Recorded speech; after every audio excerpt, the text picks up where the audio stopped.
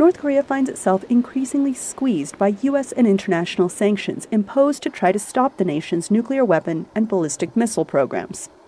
The hermit nation has long found creative ways to bring in cash, often through smuggling under the cover of diplomacy. But one source of illicit income hits an especially vulnerable group: Africa's endangered wildlife. Africa's rhino and elephant populations are already at dire levels, motivated by the Asian market's growing demand.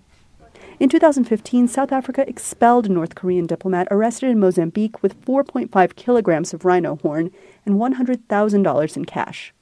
It was not an isolated incident.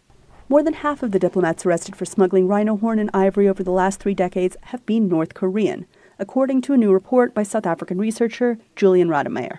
I find it very hard to believe that they're operating completely alone, that they are not being sanctioned in some way by the regime, or at least by their superiors.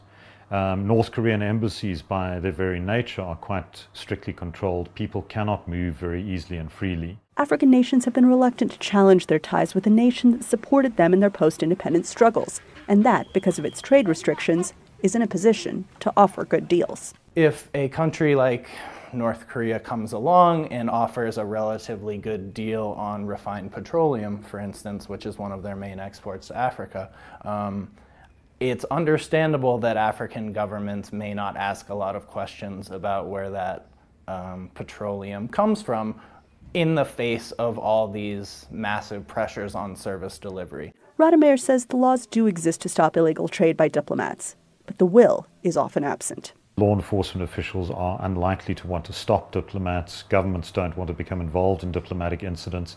Governments with close ties to North Korea don't particularly want to inflame tensions.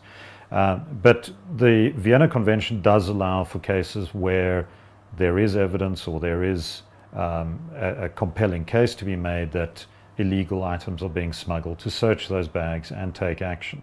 VOA contacted the North Korean embassy here in Pretoria, requesting a response to the allegations made in the report. However, they did not respond to our request for an interview. Anita Powell, VOA News, Pretoria.